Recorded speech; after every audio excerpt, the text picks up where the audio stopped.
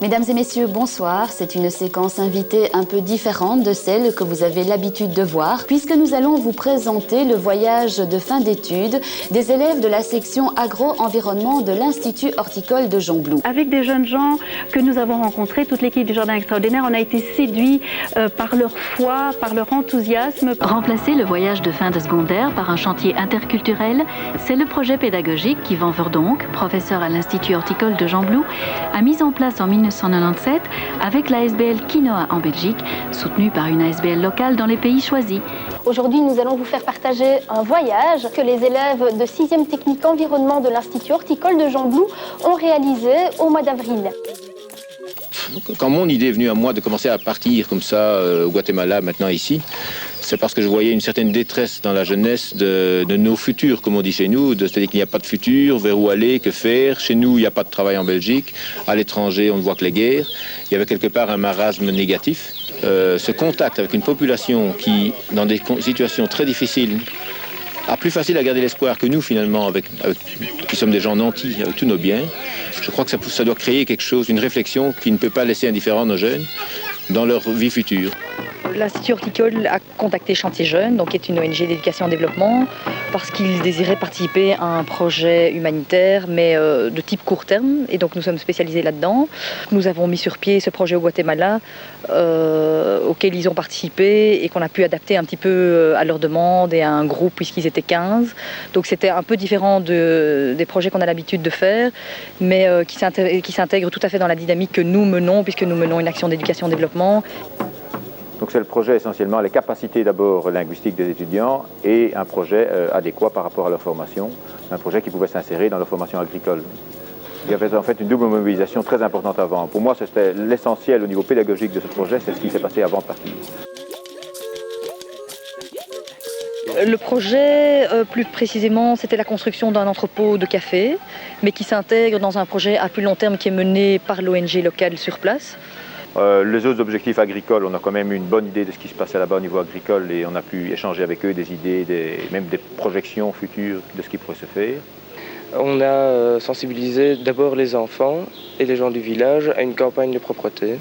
Et avec tous les enfants du village, nous avons décidé de ramasser tous les déchets dans les rues du village. Et on les a séparés en déchets organiques, en déchets plastiques et les gens du village et des villages à côté ont d'ailleurs créé un comité de propreté. Nous, l'idée, c'est vraiment de vivre avec les gens, d'arriver en toute humilité. On ne vient pas pour transmettre un quelconque savoir, mais plutôt pour essayer de mieux se comprendre, pour créer des liens d'amitié qui génèrent une dynamique sociale souvent intéressante dans les communautés, outre le projet, l'infrastructure proprement dite, qui était attendue par les gens et qui était censée les motiver. Vivre 3 semaines dans une communauté maya au bout du monde, comme ça, c'est un privilège énorme qui permet vraiment d'avoir accès à l'âme du pays. Et je crois qu'un touriste ne peut jamais vivre ce que nous avons vécu. C'est dans le nord du Bénin que les étudiants en terminale de la section agro-environnement de l'Institut technique horticole de Gembloux ont réalisé leur voyage de fin d'études. Un voyage qui se veut avant tout interculturel et humanitaire. En effet, ces jeunes ont pendant 2 semaines contribué à l'aménagement de zones d'ombre par le reboisement en arbres fruitiers de 2 villages de la savane béninoise. Un objectif qui était lié à notre spécificité horticole de l'école, c'était d'aller en effet aider à endiguer la désertification de ces régions qui sont dues à une déforestation intensive qui a eu lieu dans les années précédentes. Et c'est pour ça que nous avons planté des arbres fruitiers, parce que ces arbres-là sont protégés et sont très bien gardés par la population, parce qu'ils savent que ça va apporter des fruits. Pour nous, nous pensons que la coopération ne doit pas aller à sens unique. C'est-à-dire qu'il ne faudrait pas que les gens du Sud attendent nécessairement que tout vienne du Nord. Je me plais super bien ici. L'accueil avec les villageois, mamie, a été très très bien. C'était dur de quitter certaines personnes. On reste avec 3 semaines pendant, on lit des liens, et puis ouf, fini, on se dit qu'il se trouve à 8 heures de vol l'avion.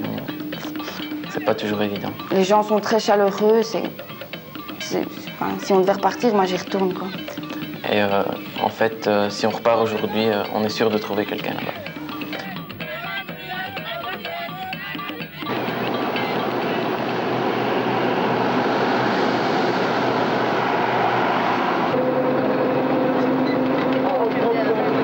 c'était une troupe de théâtre qui a récupéré des terrains qui appartenaient déjà au directeur de la troupe finalement avant la Révolution. Ils ont récupéré ces terrains, il y a 13 hectares. Et sur ces 13 hectares, il y a un endroit qui naturellement est quasi un amphithéâtre. Et le rêve de cette troupe, qui est une troupe finalement de théâtre-action rurale, c'était de pouvoir faire un théâtre comme ça pour le monde rural, pour les paysans. Donc le premier jour, on a juste déblayé la terre et les plantes qu'il y avait sur le terrain. Puis après, on a commencé à travailler à la pioche et à la pelle pour enlever la terre et commencer à faire les premières marques de terre. On se levait vers 8 h et on déjeunait. Et puis ensuite, on travaillait jusqu'à à peu près 1 heure. Et alors, il y a des élèves qui ont été travailler chez des fermiers des environs. Oui, c'est très rudimentaire. Enfin, quand on avait une houe, par exemple, on devait s'arrêter toutes les minutes pour la rattacher à son bois parce qu'elle se détachait tout le temps. Les pelles étaient très... Enfin, c'était des vieilles pelles, il manquait souvent un bout.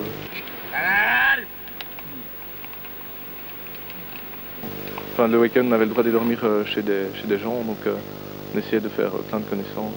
C'est toujours des gens bien accueillants, ils n'hésitent pas à nous inviter chez eux.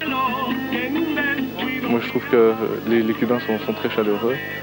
Et ce qui nous fait bizarre à nous, c'est que quand on arrive là-bas, déjà, ils nous accueillent, ils nous servent dans leurs bras et tout ça. Nous avons une fois organisé des jeux toute une après-midi avec les enfants de l'école primaire.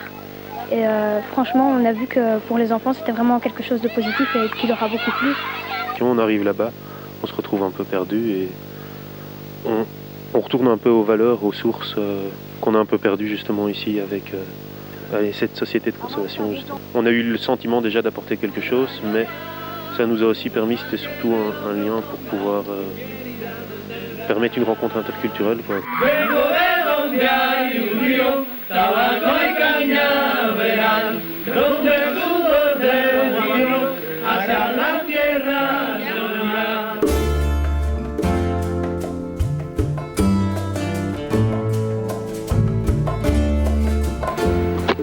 Le projet principal consistait à planter 15 000 arbres avec l'ensemble des habitants des 110 familles de la petite communauté dans la Cordillère. Le contact est passé très facilement, même malgré la langue, on a assez vite su se débrouiller avec eux. Enfin, on leur a montré, on leur a expliqué pourquoi ils faisaient ça, comment il fallait le faire. Et donc on a quand même laissé une trace, on n'est pas uniquement allé là-bas, planter 15 000 arbres et repartir. On a laissé quelque chose. Ce sont des personnes qui se sentent dévalorisées, oubliées depuis toujours du politique, perdues. Ces Indiens qu'on a repoussés dans la montagne, dans des terres tout à fait tristes et où il n'y a pas beaucoup d'avenir au niveau agriculture. Et avoir des gens qui viennent d'Europe, des jeunes, qui viennent chez eux, qui viennent vivre dans leurs conditions de vie, qui veulent manger comme eux, qui parlent avec eux, qui passent 3 semaines comme ça avec eux. Pour eux, je ne dirais pas que c'est un honneur, c'est une reconnaissance. Enfin, je me dis que là, la coopération, le développement, c'est quand même quelque chose d'utile et de bien. Quand on voit ce que nous on a fait, et surtout les regards et les remerciements des personnes avec qui on l'a fait, c'est vraiment quelque chose qui change, je trouve. Ils ont fait tout pour nous, ils se sont coupés en 4, ils ont... Par exemple, question de nourriture, ils nous ont offert de la viande, etc. C'est exceptionnel. Ils ont même fait des frites à la fin quand on est reparti. Pourtant, l'huile là-bas coûte très cher, ils en ont jamais. Et au bout de 3 semaines, quand on les a quittés, ça faisait quand même quelque chose, parce qu'on avait l'impression qu'on les connaissait depuis des années.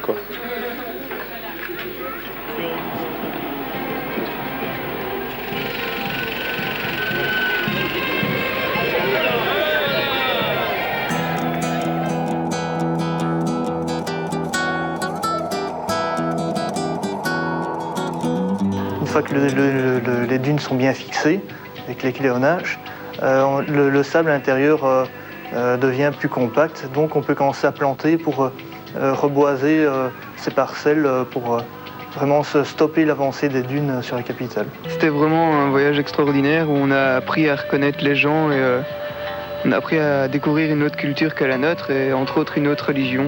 Donc c'était surtout ça. Vraiment, ils partagent tout. Ils ont rien, ils n'ont pas grand-chose et ils partagent tout.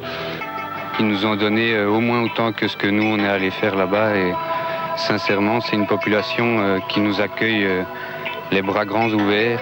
Nous, on a à apprendre là-dessus comment ils sont. Et c'est vrai que là, c'est fort différent. Aller vers ces gens, c'est le plus important. Après ça vient ce qu'on peut leur apporter, la construction et tout ça.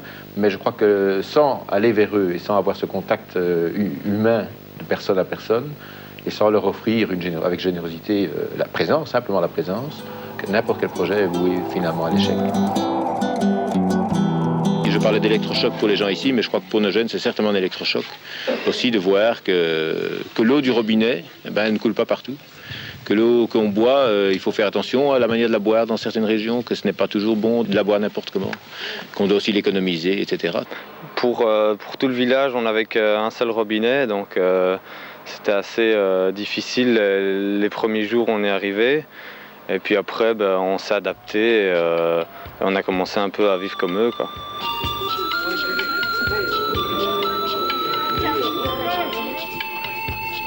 J'avais encore jamais été plus loin que la France, donc j'ai découvert un pays où il y a quand même assez bien de pauvreté. J'avais jamais vu qu'à la télé cette pauvreté-là, donc je l'ai vu sur le terrain et mon regard a complètement changé. D'ici, derrière notre télé, on ne sait vraiment pas s'imaginer les choses qui se passent là-bas, quoi. Vraiment pas. J'oublierai jamais ça de ma vie et j'aimerais bien y retourner. Moi, j'aimerais bien repartir, ça me plairait beaucoup de repartir. Je compte repartir avec la même ONG en fait, l'année prochaine, dans un autre pays. Et aussi, on a ouvert un magasin Oxfam à l'école. C'est pour nous un peu une façon de continuer notre projet parce que les bénéfices qu'on se fait seront envoyés directement à la communauté, là où on travaille. La vision des choses change puisqu'on arrive autre continent, autre mentalité. Oui, ça m'a changé pas mal de choses dans la tête. Pendant toute une journée, j'ai pleuré parce que ça m'a choqué vraiment énormément. Là-bas, ils n'ont presque rien, ils sont super heureux. Et nous, pour un petit rien, on fait toute une histoire. Ça nous apprend à un peu donner aux autres sans pour autant recevoir en retour. Et j'ai essayé d'accepter que des gens qui vivent dans des conditions bien pires que les nôtres arrivent à nous donner presque tout ce qu'ils ont. Je retiens que la majeure partie du monde est pauvre. J'aurais espéré voir autre chose. J'ai vu essentiellement la pauvreté. Et puis, en réfléchissant, ça fait un mois qu'on est rentré, je me dis que ces gens ne sont pas si pauvres et que, à mon avis, la vision qu'ils ont de notre monde, ils croient que c'est meilleur, ils croient qu'on est spécialement mieux parce qu'on n'a plus de confort. Je crois que c'est ça qui les rend pauvres. C'est pas une histoire qui a une fin, faut tout le temps continuer, essayer d'apporter quelque chose. D'en parler aux gens en Belgique, c'est important aussi.